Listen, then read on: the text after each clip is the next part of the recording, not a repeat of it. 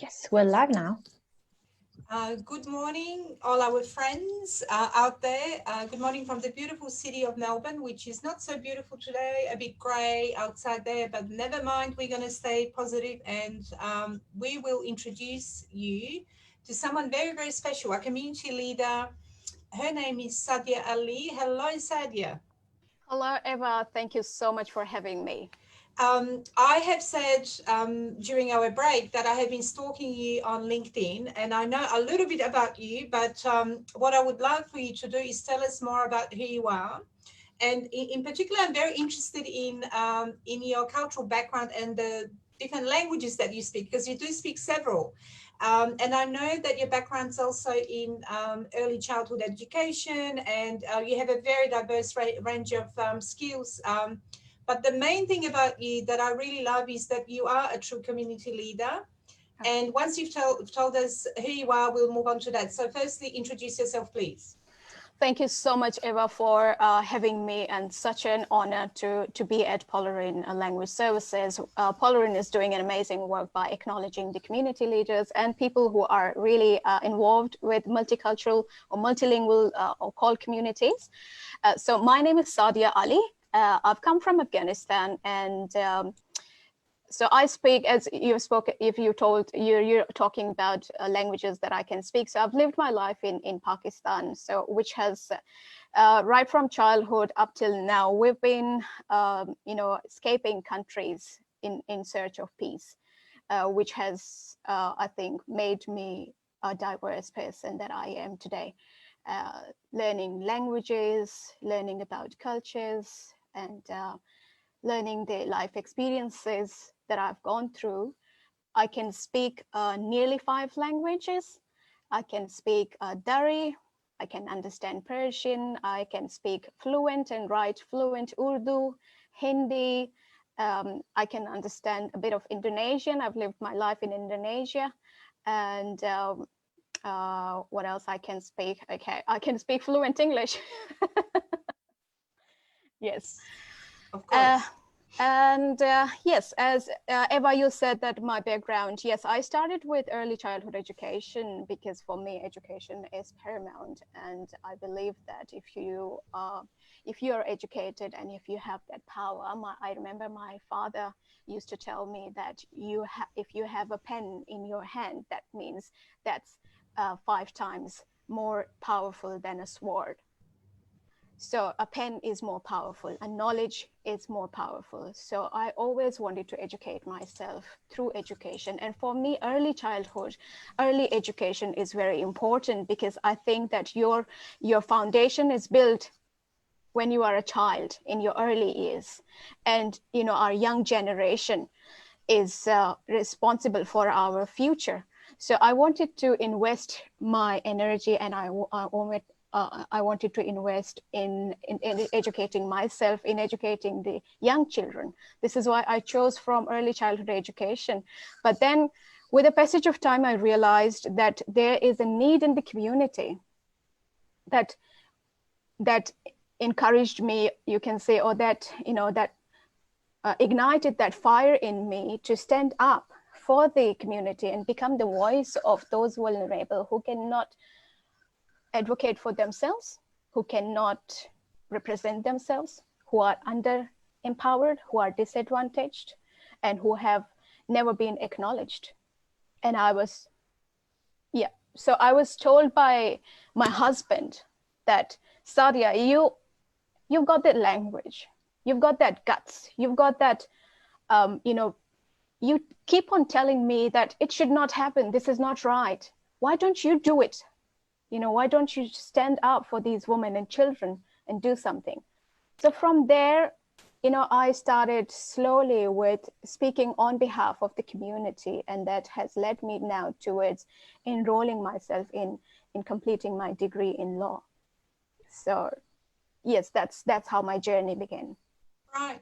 And what I wanted to explore with you is that drive that you spoke about. So clearly your husband's very much behind you and he's kind of the driving force. But how do you come up with those guts that you just spoke about? And how do you know that you're doing the right thing by the community?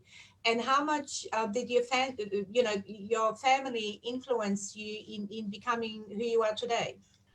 Okay, so people may not believe, because mostly in-laws are considered negative part of the society. But for me, I've been lucky to be married in a family that is pushing me. Like, Sadia, you have taken this step. Please don't see behind. Keep moving forward. And my husband is, I think, I should say that he's the basic person, or he's the one who is backing me up, like always telling me. There are times when I feel like I'm sinking and I'm drowning and I cannot do it anymore, because I've got other responsibilities as well. So I want to mention that I'm mother of 2 children as well. Oh, wow. How old? I've got 8-year and 6-year-old. Beautiful. So both of them are in primary school. And with homeschooling and with my own studies and my part-time work, with the community engagement, and of course, having a husband is a 24/7-hour job. Yeah. Looking after your husband. Absolutely. And in-laws. And in-laws, and, looking after them. And also, coming from a CALD community background where, male part of society, I don't want to, disrespect anyone, but mostly from our communities, males are considered not to be, not doing a lot of much chores at home. But I'm lucky. I've trained my husband. I would take this credit to help me with home chores. So he is the one who's driving me the most, and my mother-in-law as well. So we are in constant communication with each other. And the other question that you said about that, what's driving me, or how I know that I'm doing the right thing. That was the question. Yeah. So by getting a lot of positive feedbacks from the community, from the people, from the women who send me constant messages and calls me that, Sadia, I want to be like you. Sadia, what can we do? Because Eva, I think that, I am very much against of the guilt. I cannot live my life with guilt. I would rather do something, take a step or take an action against something which I think it's not right. And I feel sorry for those women or any part of the community, whether I don't want to label anyone. If you are complaining and you're not taking action, that means there is something missing that you are not doing, or you are not doing your part. What I was going to say there, sorry, Sadia, is that obviously you come from a background that have gone through pretty hard times. I think, you came here as a refugee, is that right? Yes. To Australia, right. Yeah. And I think that adversity created that spark in you and that enthusiasm. And I think you're absolutely right that, yes, we can all sit back and complain and tell the world how miserable we are and how bad it is, or do something about it. And I think my LinkedIn stalking tells me that you are doing a lot of things. And, in addition to your studies and your work and your kids and your husband and your in-laws, you actually got out there. Why? Tell us what's happening out there. So when you're asking me about the ground floor, situation or current situation, I feel that being in 21st century, it shouldn't be like this, because we are in the era where we've got, we can reach out to the services. We are digitalized. We are, in the era of, modern era. It shouldn't happen, but I'm sorry to say that it's. I can see, with life experiences that people are suffering and people are in a very adverse situations, and especially this current pandemic has hit them really hard, especially people from the low socioeconomic status, and coming from the southeast regions, or coming from the migrants and people seeking asylum, and people especially who are not on government benefits or Medicare assistance. They are my heart, I sometimes become speechless when I see them, when I hear them, when they contact me. It really affects my own mental health sometimes. So before we came on air, you were telling us about what happened yesterday. So essentially, if you could tell us what it is that you are doing on the ground, and it is distributing food to people that need it.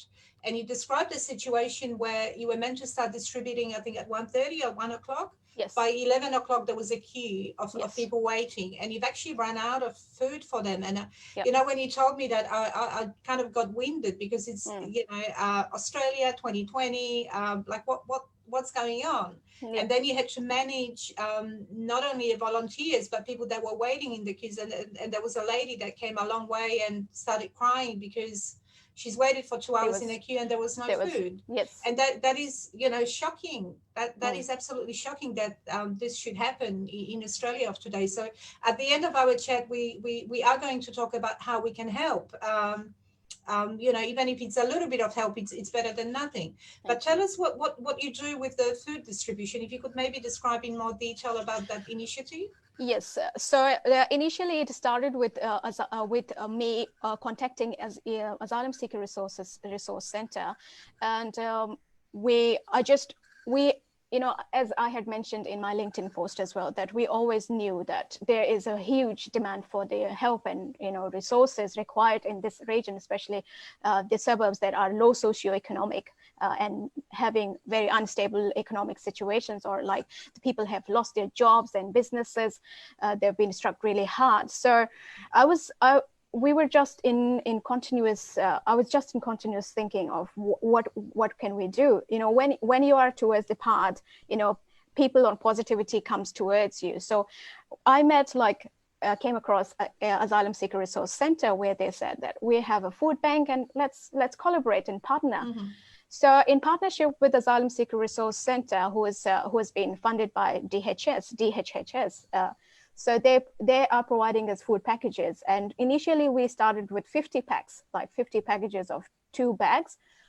But, you know, within 24 hours, I was receiving calls from different organizations, not-for-profit organizations, individuals and I started getting panic, like, you know, okay, 50 packs will not be enough. Then I called ASRC bank, food bank, and I said, can we please increase the supply? And I'm very thankful to them. They just took it on board, and we got 100 packages. And I was like, okay, we might be enough for that 100 packages of containing 2 bags of perishable and non-perishable items. Apart from that, I received a call from Gurdwara Sri Nanak officer, Harpreet Singh. So he called me also. He said that is there anything we can do? He provided some, you know, dry staples to us. And then KC Multifaith Network contacted us, but said that we want to provide some warm clothes during this winter. And I was like, okay, I got really, like, my heart was like, okay, fine, we are in a good situation. But to my surprise yesterday, when we were just unloading the packages, I could see, you know, families were already lining up. And, you know, by 1:30, we had to apologize. That, you know, sorry, we cannot. And, you know, to my surprise, my volunteers, those who are amazing, I want to thank them. So they were coming to me like, you know, I can't go and say sorry to them. I feel so bad. And they were asking me to go. And I was like, okay. I was taking long breath to say that we are sorry. We don't have anything left now. And, you know, 10 minutes later, I saw one of my volunteer, you know, she was crying, and I said, "You're going to make us cry, Sadia." It's pretty emotional, but that's what you're describing is, I guess, true leadership, where it's not always good news. So sometimes you have to, being a leader, you do have to step up and represent a community, or represent volunteers, or break the bad news, and that's the hardest bit, isn't it? It is. This is the hard, you know, the true phase that we are in, which I feel sorry that we shouldn't have been in this situation. No one deserves to be in this situation. We talk quite soon about how what people can do to help. But tell me, I wanted to touch on a bit about communication. Yeah. So I'm wondering firstly, how do these people find out that you're there? Is it through personal networks, or do you have a campaign? Because I would assume that many people that you're talking about might struggle with English, or they're recent migrants, or they might be asylum seekers. They may be older people, younger people, all kinds of people. How do you reach into them? What are some of your strategies? Because I know you're very active on social media, and that's how I found you on LinkedIn. Yes. Could you share maybe some of the strategies about how you cope with communication? Yes, Eva, as you have mentioned, that communication is a big, tool for any person to send out your message, and it's just a matter of like speaking up. So I utilize every resource that I can to reach out to people, and I always start with my focused group that I have, the most eligible, the most devastated, and the most disadvantaged ones. So for me, as I am, I find myself, lucky that I can speak those languages, and I've got, and also I find myself lucky to have my volunteers speaking those languages. So I send out this message, like the main, what do we want to achieve out of our object? And then we translate that into different, networks. For example, as you have said, that I utilize my networks. Yes, I send emails out to all the not-for-profit organizations. Look, we've got this initiative. Could you please help and send this word out to the community? And then also I've got my own, on my phone, I'm like 24/7 available. Which sometimes affects my own family personal time. Yes, so we've got Viber, WhatsApp groups where I utilize every step. For example, the people who cannot read and write but they can hear me, I just record my voice and send it to them. If I write messages in Dari, in Hazaragi, in Persian, and send it out to them. Word of mouth, I spread this message to my volunteers to spread it up to the families. I send messages to the schools, like for example, my own children's schools. So I know that in Dandenong and city of Casey, we've got increased population of people coming from COL backgrounds. So I contact the schools, and also people working like social workers and student support workers in the schools, send out the words to them. So this is how I utilize and I reach out, and I'm very lucky that I have the local government support also. City of Casey Council has always been supportive with us, and I utilize they allow me to they all also publish the adverts on their website. So social media, any channel ever that I feel like it's working, I would just go for it. Yeah, so if you sound like you're very creative in your approach, but you also try all kinds of channels and all kinds of methods, because you're absolutely right that given the diversity of the people that you are working with on the ground, some of them may have issues with literacy, or they may not even have a computer. The only method they have of communication is their phone, or not even sometimes. So I think the key there of what you've described is to use variety of methods. And I think the worst thing you can do probably is create translations, put it on someone's website and hope for the best. That just doesn't work, does it? Exactly. So Eva, as you're mentioning, so I would also add that there's no one strategy. You have to be flexible with the people and understand their situation, like from what cultural background they are coming from, what's the level of understanding, what's their level of education, how we can interact with them. Instead of us thinking up here high, we have to get down to the people's level and understand their perspective, because it's not about us, it's about them. So when you are in the community, it's about the community. It's not about you ticking the boxes that yes, we have delivered the program, and yes, we've got the funding. Yes, we have we have $5 million, $5 million for the mental health. It's fine. Yeah, we read you, we know you, you're advertising, excellent. But is it working? Is it helping? Is the youth getting benefits out of that? Do people contact you? Do they have positive feedbacks about that? How much have you, how much results have you got out of that objective?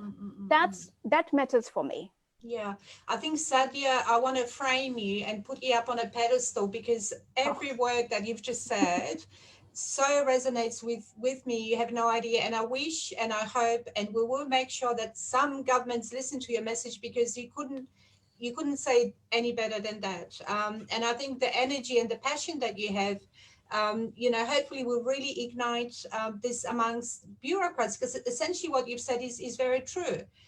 You do need to get out there, talk to the community in a way that works for them, not in a way that works for you. Don't do translations, put it on your governmental website and say, right, our job is done. It's about reaching in and really seeing people for who they are, which is people, and having those tailor-made messages. And it doesn't have to be more complicated. It doesn't have to be more expensive. It just has to be logical. Yes. Rather than ticking boxes, as you said. And I think that passion that you speak with is something that we want to preserve and infect others with. If I can, infection is not a good word right now, but I think it is infectious, the enthusiasm and the words that you've shared with us and the experiences we've shared with us. So we're going to allow some questions, because we've got quite a few. But I wanted to ask you firstly, other than what you've said, what message do you have for anybody that is about to, I don't know, launch a marketing campaign or want to communicate with diverse audiences? What's the recipe, according to Sadia, for communication with CALD communities? Okay, so it's not a hard and fast rule, I should say. If you have that empathetic heart, and you are logical and you've got these strategies how to utilize, please do so. Think, don't tick mark the, what you're hearing from media, social media. Think of yourself. If you are, put yourself in their shoes. If you are in that situation, what would you do? You are coming back home. You do not have the food on your table to provide to your children and to your wife. You come home without job. You wait for, weeks and weeks to be paid, but your boss is saying that, sorry, the business is closed, no money. You are sick. You want to see the doctor, but you do not have that, you have to pay out of your pocket to see the doctor, and you do not have job to do that. You have a sick mother, a sick father at home who you have to look after. You have someone someone with disability or special needs at your home, but you have no resources, no support available for you. Think of that. Have that heart. Sadia, quite an amazing and really, truly inspirational woman. Tell us, how can we help? What do you need? What can we do to support your efforts? I would say that your support would be becoming my voice. That's we are well, this is fine that we need financial support, we need resources, we need that, staples. But I can say that, Eva, anyone out there, any not-for-profit organization, any individual, if you are capable of doing anything, please reach out. Look at your neighborhood, look at the, low socioeconomic suburbs. See what you can do.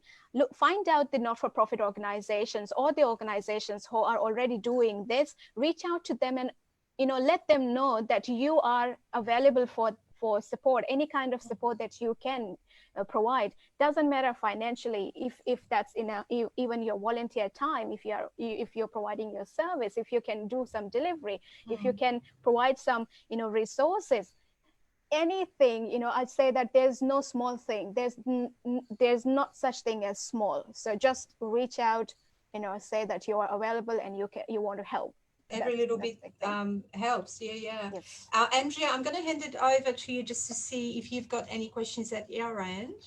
Yes. So I have here a couple of questions for Sadia. First of all, Sadia, if you can share with us the contact details of your organization, how we can reach out. Okay, so the name of the organization is United Culture Support Incorporated, and mobile number is 0415-914-663, and email address is info@UCSI, the short form of United Culture Support Incorporated, info@ucsi.org.au. We get that number repeated again, if I may, and then we put it up on our Facebook page as well. If you could just tell us the phone number again, please. 0415-914-663. Beautiful, thank you. Thank you. Perfect. Thank you so much. And the second question will be to know your opinion about the current translated messages going out there to the communities for the COVID-19, specifically the health translated messages. What is your opinion about it? Well, I cannot comment on how how the resources have been translated, because obviously they've been translated through professionals and highly trained translators. But I would rather be commenting on how those translated materials are delivered to the people. So we need to be more strategic in how we are doing and why we are doing it more than. So I'm very happy that government has taken this initiative, that they are not only providing the transcript or the contents of the translations, but they are providing visual, like picture forms of the messages also, which is good. And I think, okay, so I would rather, there was a question that Eva had asked me earlier, that, in forms of communication, what else we can do is that, can we train those translators? Can we provide them a bit of mentoring? And when they are translating, it's fine, it's good, I'm happy with that. But what you're translating, is it going to really resonate to those people? So that, the belonging, what community you are targeting, that's more important. So yes, I'm happy with the translation and translation. Yeah, it's just how they present it and how they disseminate it. That's the question. Yep. And I think often we forget that nowadays, even if you're an English speaker, you probably don't read as much as you used to. So people communicate in different ways. There's videos, there's WhatsApp, there's all kinds of platforms, and therefore the information that community organizations like the government create and disseminate need to be more in line with that, because like you said, the translations might be wonderful, but if no one's reading them, they're not doing their job essentially. So it's really important to think of who your community is. Who are these people? Can they even read? Would they prefer shorter messages that are recordings? Would they resonate with podcasts? So what is it that we can do to make it easier for them to acquire the information? Because I think I always say this, that yes, translations are potentially expensive, but not to do them is more costly than to do them. It's just that you have to do them well. Yes. Yes. Yeah. Andrea, there's a few more questions, I think. Yeah? We still have 2 more minutes. There's one question for Sadia. What is the current support like for CAL communities in the Southeast by the city councils in regards to COVID-19? Well, local government, to my understanding, is supporting community through the community organizations by funding them. By reaching out to the community and providing either financial or resources. So that's how we are reaching out to the communities. But I think local government is trying hard to support as much as they can. Every level has got their own hands that's not free. So to be So yes, that's how they are doing it. And I think that's why it's even more amazing that people such as yourself, basically roll up their sleeves, get out there, and, the difference that you make is real. The difference that you make is to the people that might not go to bed hungry or, feel that extra level of support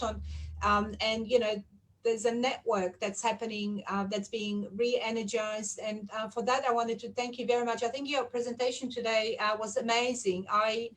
It got me really emotional a couple of times. So hopefully whoever else watches it, because we usually get a couple of thousand people watching afterwards, will really get this message of what? Let's repeat 3 things of what you've said as a final message. So tell us, number 1, what did you say? Let's summarize it.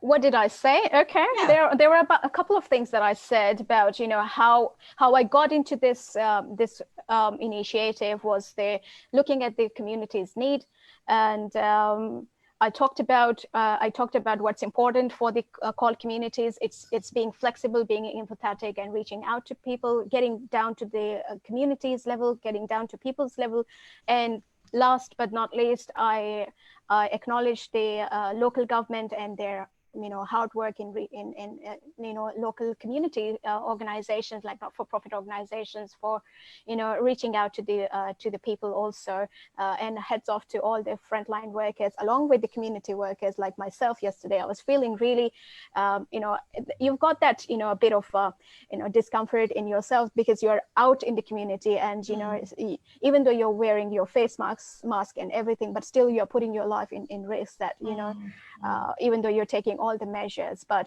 heads off to all the volunteers and community workers, community leaders, health workers, and any professionals who are working in front lines to protect the community. So well done, everyone. Thank you, Eva. And I think well done you, actually. And I think you're a very inspirational, wonderful person who has certainly reignited my spark, because I think sometimes you can feel a bit depressed or a bit worried or a bit anxious. But I think people like you make all the difference. So for that, I wanted to thank you on my own behalf, on behalf of Polaron, for spending this half an hour with us. We will publicize your initiative. We will publicize the phone number, and we will help. We will be out there in any way we can to support you, because I think without people like you, without that leadership that it comes from the heart, we would be in a much worse place. So thank you for your time, and thank you for the work that you do out there. You've been amazing, and we got a message that says, "Great session. We love Sadia." So there you go. It's not just me.